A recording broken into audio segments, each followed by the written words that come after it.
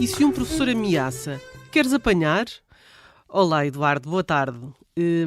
Não é uma bela forma de começar o programa, mas é o que acontece ao filho de 7 anos de uma mãe que lhe escreve preocupada porque há frases como esta e similares para os alunos que estão nesta turma, e esta mãe está preocupada e não sabe o que há de fazer. Já falou com a professora, mas ela não foi muito sensível aos seus apelos, e agora o filho chora de cada vez que vai para a escola. Como é que isto se resolve? Olá, Judite. Judite, resolve-se com a mãe a falar com a direção da escola e a apelar a que haja um imenso bom senso na gestão de uma circunstância destas. Ninguém quer que os professores sejam robotizados, ninguém quer que os professores sejam indiferentes ao clima que as crianças, em algumas circunstâncias, acabam por ter no contexto de uma sala de aula.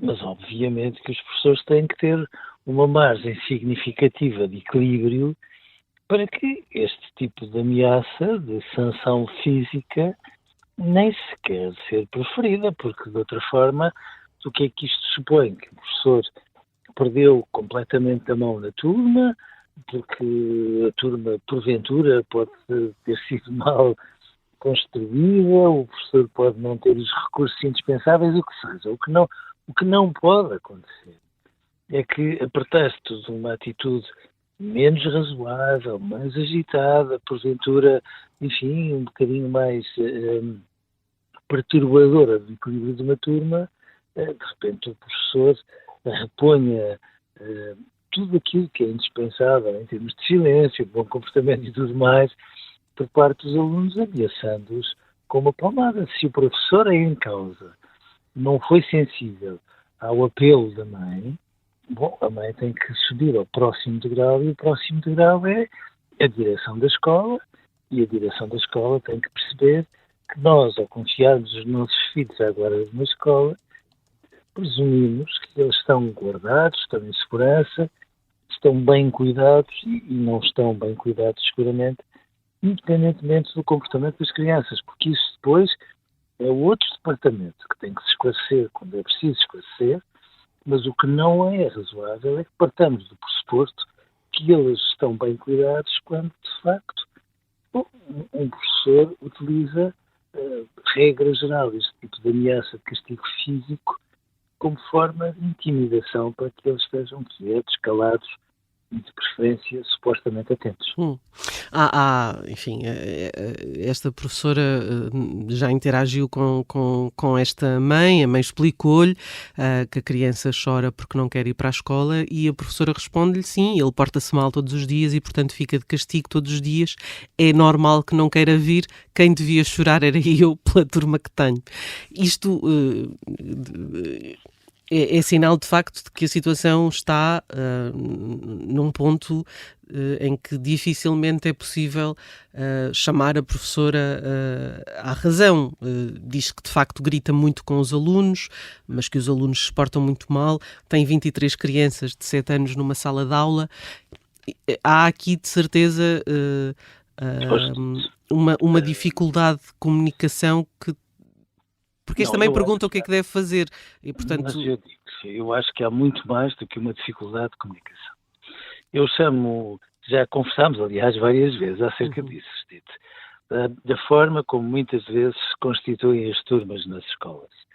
E a forma como se constituem, às vezes, é realmente batuteira, porque se põem as crianças, enfim, com apelidos, com pedigree, as crianças que às vezes têm melhores médias, etc., na turma A, as outras a seguir na turma B, e às vezes pega-se num conjunto de crianças que têm supostamente mais perturbações de comportamento, juntam-se muitas delas numa turma e, regra geral, em algumas escolas, de forma precipitada, acho eu, atribui-se essa turma a um professor acabado de chegar, muitas vezes acabado de licenciar.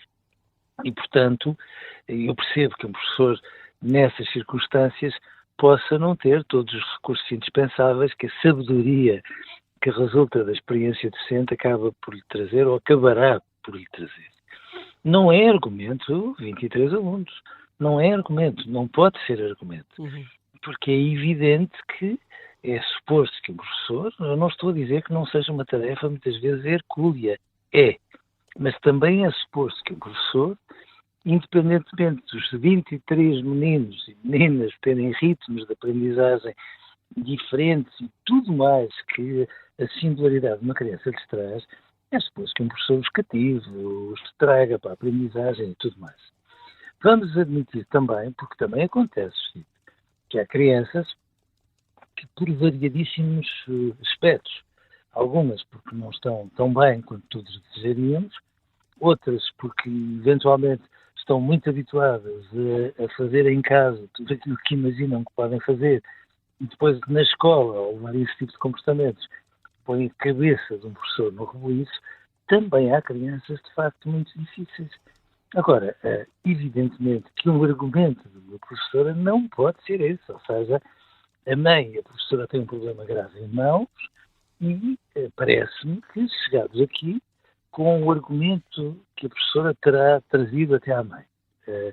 Bom, acho que não há outra alternativa que não seja a direção da escola assumir a gestão e a mediação de tudo isto, das duas uma, ajudando este menino, se for caso disso, caso ele tenha aquelas perturbações de comportamento todas que a professora de alguma forma alega que ele terá, ou ajudando esta professora a ter os recursos indispensáveis para que, de facto, consiga gerir esta turma. Eu lembro que nós estamos no final de outubro.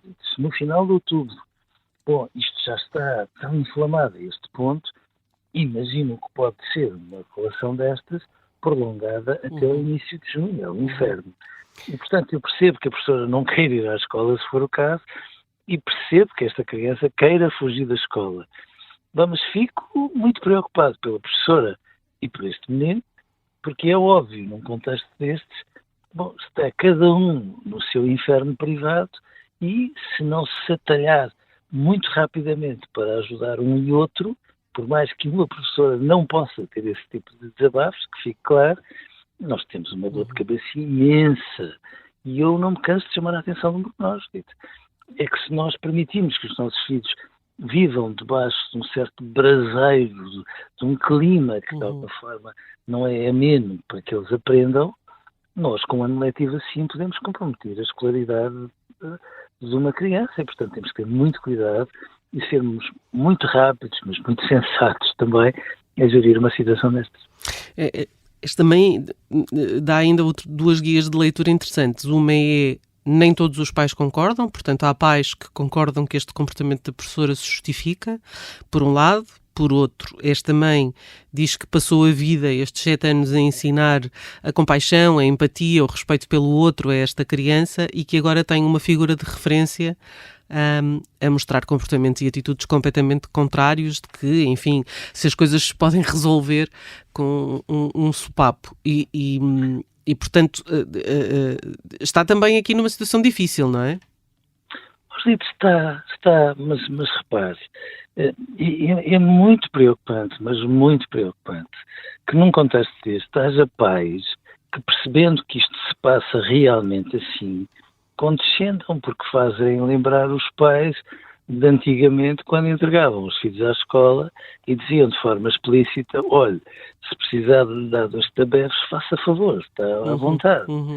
Ora, se nem sequer faz sentido que isso se passe na relação entre os pais e os filhos, por maioria de razão, é absolutamente interdito que se passe na relação entre os professores e os alunos. E, portanto, num contexto destes, eu também fico alarmado com estes pais. E já agora, esta direção da escola, para além de ter a obrigação de dirimir este conflito muito sensível, também tem a obrigação de se sentar com os pais a perguntar: mas que diabo de expectativa é a vossa em relação a uma escola, a ponto de imaginarem que isto é tolerável, aceitável ou é até quase insignificante, para não merecer um protesto duro, veemente, porque, volto a dizer, se estas crianças que podem nem ter sido ameaçadas pela professora, sentem que há um colega que o é, bom, estes pais estejam à vontade com a convicção de que, muito brevemente,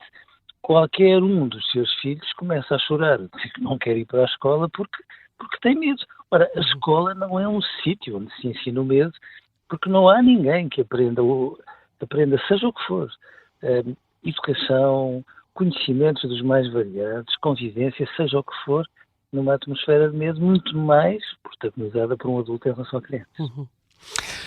Fica bem claro o que é que esta mãe pode e deve fazer. Eduardo, um grande abraço, obrigada e encontramos-nos amanhã com mais um tema. Um grande abraço, Dito, e até amanhã. Até amanhã.